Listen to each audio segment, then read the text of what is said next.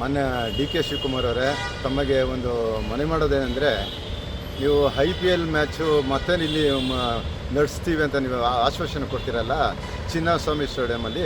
ಈಗಾಗಲೇ 11 ಜನ ಸತ್ತಿದ್ದಾರೆ. ಫಸ್ಟ್ ಅವ್ರಿಗೆ ನ್ಯಾಯ ಕೊಡಿಸಿ. ಅದು ಬಿಟ್ಬಿಟ್ಟು ಚಿನ್ನಸ್ವಾಮಿ ಸ್ಟೇಡಿಯಮಲ್ಲೇ ಮತ್ತೆ IPL ಮಾಡೋಕ್ಕೆ ಹೋಗಿ ಇನ್ನೂ ಯಾಕೆ ಅಮಾಯಕನ ಸಾಯಿಸೋಕೆ ಹೋಗ್ತೀರಿ? ಅದು ಬಿಡಿ. ಅದೆಲ್ಲ ನೀವು ಬೆಂಗಳೂರಲ್ಲಿ ಗ್ರೇಟ್ ಬೆಂಗಳೂರು ಮಾಡ್ತಾಯಿದ್ದೀರಿ. ಏನನ್ನು ಭರವಸೆ ಕೊಟ್ಟಿರಿ ಅಷ್ಟು ಫಸ್ಟು ಅದನ್ನ ಸರ್ ಮಾಡಿ. ಆ ಭರವಸೆ ಕೊಟ್ಟಿರೋದನ್ನ ಸರ್ ಮಾಡ್ಕೊಳ್ಳಿ ಫಸ್ಟು. ಅದೇ ಥರ ನಮ್ಮ ಕಬ್ಬನ್ ಪಾರ್ಕ್ಗೆ ನೀವು ಏನು ಕೊಟ್ಟಿದ್ದೀರಿ, ಕಬ್ಬನ್ ಪಾರ್ಕ್ಗೆ ನಾವು ಆಲ್ರೆಡಿ ನಾವು ನಿಮಗೆ ಮನವಿ ಕೊಟ್ಟಿದ್ದೀವಿ. ಆ ಮನವಿ ಕೊಟ್ಟಿರೋದನ್ನ ಫಸ್ಟ್ ಬಗೆಹರಿಸಿ. ಅದು ಬಿಟ್ಬಿಟ್ಟು ಚಿನ್ನಸ್ವಾಮಿ ಸ್ಟೇಡಿಯಮು ಮತ್ತು ನಾವು IPL ಇಲ್ಲೇ ನಡೆಸ್ತೀವಿ, ಯಾವುದೇ ಕಾರಣಕ್ಕೆ ಬಿಡೋಲ್ಲ, ತಪ್ಪು. ಯಾಕಂದರೆ ಈಗಾಗಲೇ ಕೇಸ್ ಹಾಕಿದ್ದೀನಿ ನಾನು. ಎಲ್ಲಿ ನಮ್ಮ ಇನ್ನು ಮ್ಯಾಜಿಸ್ಟ್ರೇಟ್ ಕೋರ್ಟಲ್ಲಿದೆ ಮತ್ತು ಹೈಕೋರ್ಟಲ್ಲಿದೆ. ಇನ್ನು ಕೇಸ್ ಕೋರ್ಟಲ್ಲೇ ಪೆಂಡಿಂಗ್ ಇರುವಾಗ ನೀವು ಏನೋ ಅಂದರೆ ನ್ಯಾಯಾಲಯನ ಕೊಂಡ್ಕೊಬಿಟ್ಟಂಗೆ, ನ್ಯಾಯಾಧೀಶನೇ ಕೊಂಡ್ಕೊಬಿಟ್ಟಂಗೆ ನೀವು ಮಾತಾಡ್ತಾ ಇದ್ದೀರಲ್ಲ, ಅದು ಬಿಟ್ಬಿಡಿ.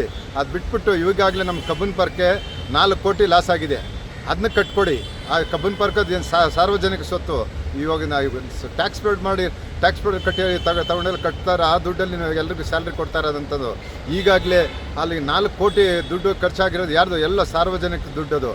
ಫಸ್ಟು ಅದನ್ನ ಇನ್ನು ಕೊಡಿಸಿ. ಯಾರು DNA ಇದ್ದಾರಲ್ಲ, DNA ಎಂಟರ್ಟೈನ್ಮೆಂಟು, ಆಮೇಲೆ RCB ಮತ್ತು ಚಿನ್ನಸ್ವಾಮಿ ಸ್ಟೇಡಿಯಮ್ ಕಟ್ಕೊಡೋಕ್ಕೆ ಹೇಳಿ ಫಸ್ಟು. ಅದು ಮಾಡಿಬಿಡೋದು ಬಿಟ್ಟು ಏನನ್ನ ಡ್ಯಾಮೇಜ್ ಆಗಿದೆ ಅದನ್ನ ನೀವು ಅದನ್ನ ಕಟ್ಕೊಡ್ಸೋಕ್ಕೆ ನೀವು ಹೇಳಿ ಫಸ್ಟು.